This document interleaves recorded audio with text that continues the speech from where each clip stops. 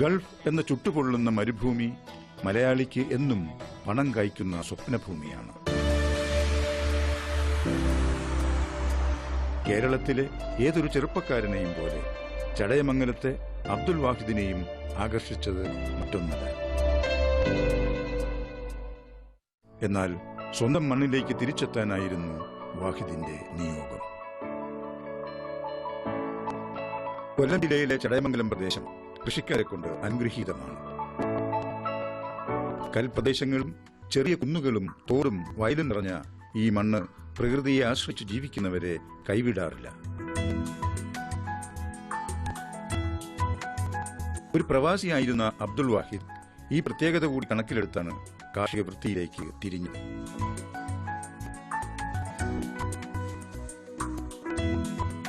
വിദേശത്തു നിന്നും അധ്വാനിച്ചു നേടിയ സമ്പാദ്യം തനിക്കു മാത്രമല്ല നാടിനും ഒപ്പം മുരടിച്ചുകൊണ്ടിരിക്കുന്ന കാർഷിക മേഖലയ്ക്കും ഗുണപ്രദമാകുവാൻ തന്നാൽ കഴിയുന്ന രീതിയിൽ പ്രവർത്തിക്കുക എന്ന ആശയമാണ് മണ്ണിലേക്കും ഗോപരിപാലനത്തിലേക്കും വാഹിദിനെ നയിച്ചത്.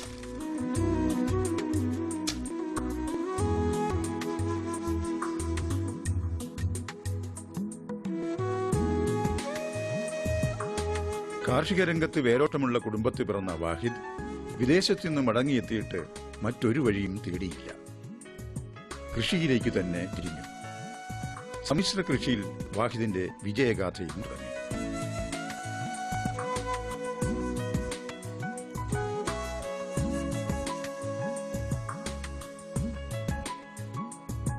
ഞാൻ പഴയ ഒരു കൃഷിക്കാരൻ്റെ മകനാണ്.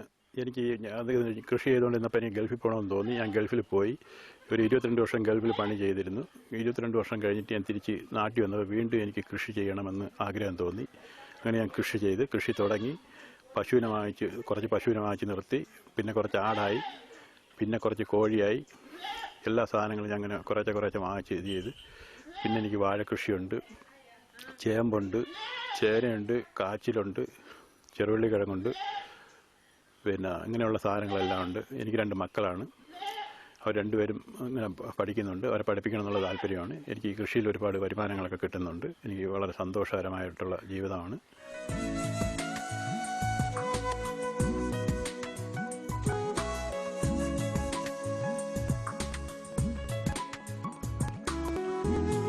വാഴ, പച്ചക്കറികൾ, കിഴങ്ങുവർഗ്ഗങ്ങൾ എന്നീ കൃഷികൾക്ക് പുറമെ പശു, ആട്, കോഴി തുടങ്ങി പരസ്പര ബന്ധമുള്ള കൃഷി രീതിക്ക് വാഹിദ് തുടക്കമിട്ടു.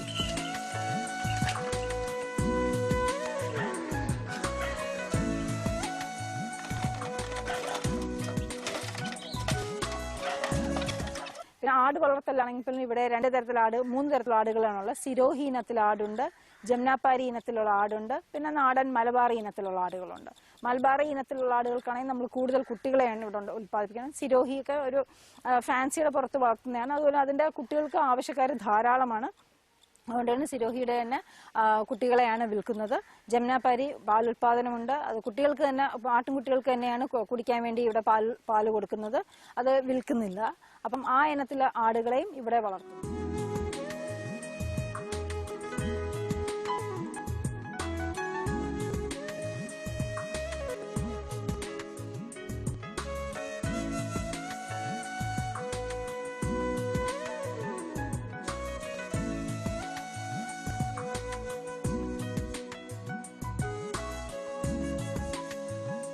അഞ്ചര ഏക്കറാണ് കൈവശ കൃഷിഭൂമി.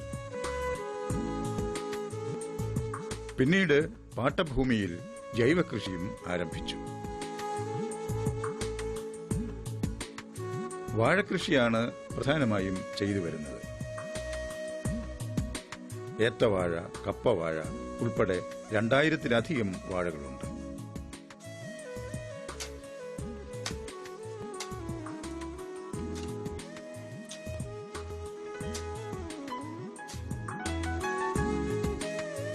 വെള്ളത്തിന് യാതൊരു ബുദ്ധിമുട്ടുമില്ലാത്തതിനാൽ എല്ലാ സീസണിലും വാഴക്കുലകൾ വിപണിയിലെത്തിക്കുന്നുണ്ട്. ചടയമംഗലത്തെ കാർഷിക വിപണിയിലാണ് അബ്ദുൽ വാഹിദിന്റെ വാഴക്കുലകൾ വിൽപ്പനയ്ക്കെത്തുന്നത്. തമിഴ്നാട്ടിൽ നിന്നുള്ള വാഴക്കന്നുകളാണ് ഇദ്ദേഹം നടാൻ ഉപയോഗിക്കുന്നത്. എല്ലുപൊടി, ചാണകപ്പൊടി എന്നിവ അടിവളമായി ചേർത്ത് കിളച്ചൊരുക്കിയ മണ്ണിൽ തടങ്ങൾ കോരിയാണ് വാഴക്കന്നുകൾ നടുന്നത്. ഇല വന്നു കഴിഞ്ഞാൽ ഫാക്ടംഫോസ്, യൂറിയ, പൊട്ടാഷ് എന്നിവ 3 പ്രാവശ്യമായി വിളകൾക്ക് നൽകും. ഒരു വർഷത്തെ വിളദൈർഘ്യമുള്ള മരച്ചീനിയാണ് അബ്ദുൽ വാഹിദ് കൃഷി ചെയ്യാറുള്ളത്. 6 മാസം കൊണ്ട് വിളയുന്ന മരച്ചീനിയും വരുന്നു. ചാണകപ്പൊടിയും എല്ലുപൊടിയും ചേർത്ത് തടവെടുക്കുന്ന മണ്ണിലാണ് മരച്ചീനിക്കമ്പുകൾ നടുന്നത്. പിന്നീട് ഫാക്ടംഫോസ് ചേർത്ത് മണ്ണ് കൂട്ടിക്കൊടുക്കും. മരച്ചീനിക്ക് നൽകുന്ന വളപ്രയോഗം ഇതുമാത്രമാണ്.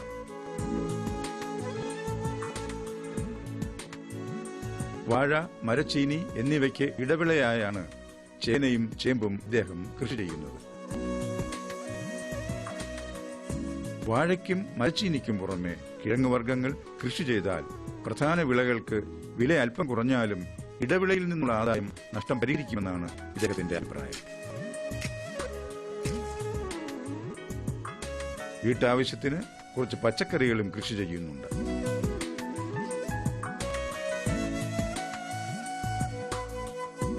പയർ, വെണ്ട, വഴുതന, മുളക് എന്നീ പച്ചക്കറികളാണ് നട്ടിരിക്കുന്നത്.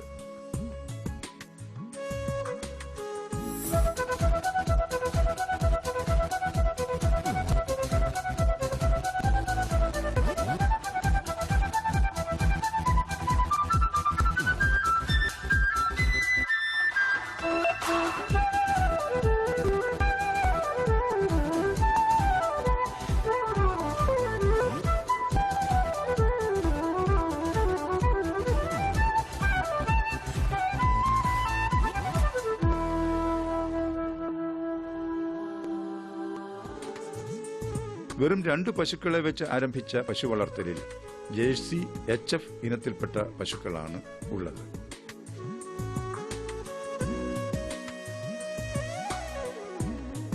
ക്ഷീരവികസന വകുപ്പിന്റെ കിടാരി വളർത്തൽ പദ്ധതിയിൽ ഉൾപ്പെടുത്തിയാണ് ഇവയിൽ 5 പശുക്കളെ വാങ്ങിയത്.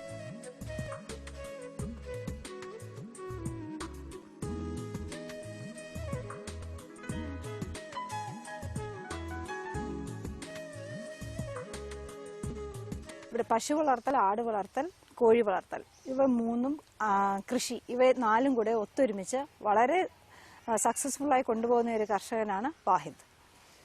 വാഹിദിന് ഇവിടെ 9 പശുക്കളും അതിൻ്റെ കുട്ടികളുമായി 7 കുട്ടികളുമാണ് ഉള്ളത്. രാവിലെ തന്നെ നമുക്ക് 55 ലിറ്ററോളം പാലുൽപാദനമാണ് ഇവിടെ നടക്കുന്നത്. വൈകുന്നേരം 45 ലിറ്ററോളം പാൽ ഉൽപ്പാദിപ്പിക്കുന്നുണ്ട്. അടുത്തുള്ള വീടുകളിലും സൊസൈറ്റികളിലും പിന്നെ മറ്റ് കടകളിലുമായിട്ടാണ് ഈ പാല് വിൽപ്പന നടത്തുന്നത്. ലിറ്ററിന് 45 രൂപ വെച്ചാണ് വാഹിദിന് പാലിന് വില നൽകുന്നത്, ആൾക്കാർ വില നൽകുന്നത്. വളരെ നല്ല വൃത്തിയുള്ളതും നല്ല ക്വാളിറ്റിയുള്ള പാൽ ആയതുകൊണ്ട് മാത്രമാണ് ഇത്രയും വില വാഹിദിന് ലഭിക്കുന്നത്.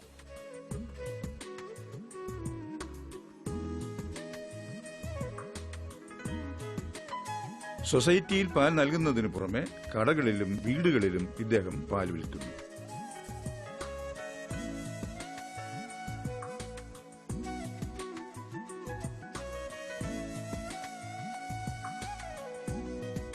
മൃഗസംരക്ഷണ വകുപ്പിൽ നിന്ന് ഞങ്ങൾ നൽകാവുന്ന സഹായങ്ങൾ എല്ലാം തന്നെ നൽകുന്നുണ്ട്. മാറ്റ് കൊടുക്കാനാണെങ്കിലും, കന്നുകുട്ടികൾക്ക് തീറ്റയുടെ കാര്യത്തിലാണെങ്കിലും, മരുന്നുകളുടെ കാര്യത്തിലാണെങ്കിലും മറ്റ് എല്ലാ സഹായങ്ങളും മൃഗസംരക്ഷണ വകുപ്പിൽ നിന്ന് വാഹിദിന് ലഭ്യമാക്കാൻ ഞാൻ എപ്പോഴും തന്നെ ശ്രദ്ധിക്കാറുണ്ട്.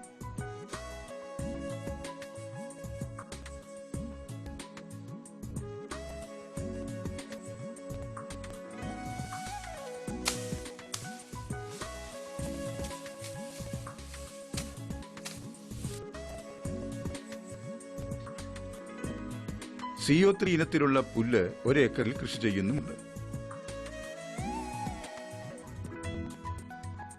തീറ്റപ്പുല്ലിന് പുറമെ പരുത്തിപ്പിണ്ണാക്കും പെല്ലറ്റുമാണ് പശുക്കൾക്ക് നൽകുന്ന തീറ്റ.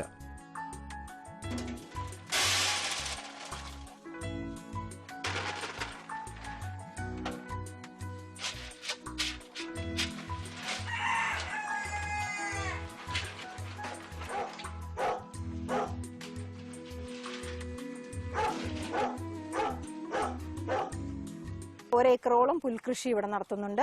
പിന്നെ ഈ ചാണകം, പശുവിന്റെ ചാണകവും അതിന്റെ മൂത്രവും മറ്റും സ്ലറിയാക്കി കൃഷി ആവശ്യത്തിനാണ് ഉപയോഗിക്കുന്നത്. വാഴകൃഷി, റബ്ബർ കൃഷി, പുൽകൃഷി ഇവ മൂന്നും കൃഷിയായിട്ട് നടത്തുന്നുണ്ട്. മറ്റു വിളകളും ഇവിടെ കൃഷി ചെയ്യുന്നുണ്ട്.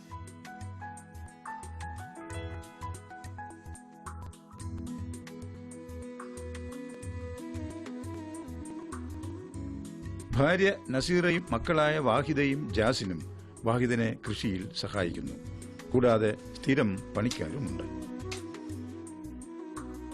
പഞ്ചായത്തിന്റെ മികച്ച ക്ഷീരകർഷകനുള്ള അവാർഡ് ഉൾപ്പെടെ നിരവധി അംഗീകാരങ്ങൾ അദ്ദേഹത്തിന് ലഭിച്ചിട്ടുണ്ട്. വൃത്തിയുടെയും ശുദ്ധിയുടെയും കാര്യത്തിൽ വളരെ കർക്കശക്കാരനാണ് വാഹിദ്. തൊഴുത്ത് കഴുകുകയും പശുക്കളെ സമയാസമയങ്ങളിൽ കുളിപ്പിക്കുന്നതിലും സദാ ശ്രദ്ധ ചെലുത്തുന്നു. അതുകൊണ്ട് തന്നെ പശുക്കൾക്ക് രോഗങ്ങൾ കണ്ടുവരുന്നില്ല. ഏതെങ്കിലും രോഗലക്ഷണങ്ങൾ അപൂർവമായി കണ്ടാൽ അപ്പോഴപ്പോൾ ഡോക്ടറുടെ സഹായം തേടുന്നുമുണ്ട്. മറ്റുള്ള കർഷകർക്ക് വേണ്ടി ഒരു മോഡൽ എന്നുള്ള രീതിയിൽ നമുക്ക് കാണാൻ പറ്റും. ഈ ഫാമിൽ വന്നു കഴിഞ്ഞാൽ പശുക്കളെ ആണെങ്കിലും ആടുകളെ ആണെങ്കിലും കോഴിയാണെങ്കിലും ബാക്കിയുള്ള കർഷകർക്ക് ഒരു പ്രചോദനം എന്നുള്ള രീതിയിൽ നമുക്ക് ഈ സക്സസ്ഫുള്ളായി നടക്കുന്ന ഈ ഫാം നമുക്ക് എല്ലാവർക്കും തന്നെ വിസിറ്റ് ചെയ്ത് കണ്ടുപഠിക്കേണ്ട കാര്യമാണ്.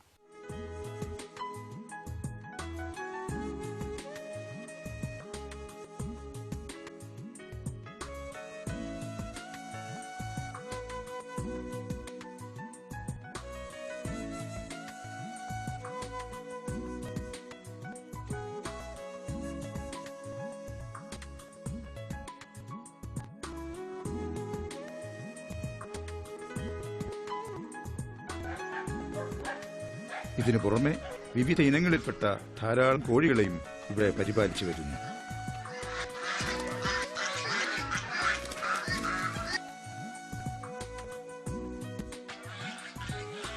ഏറെ പോഷകഗുണമുള്ള മുട്ടകളിൽ നിന്നും നല്ല വരുമാനമാണ് ഇദ്ദേഹത്തിന് ലഭിക്കുന്നത്.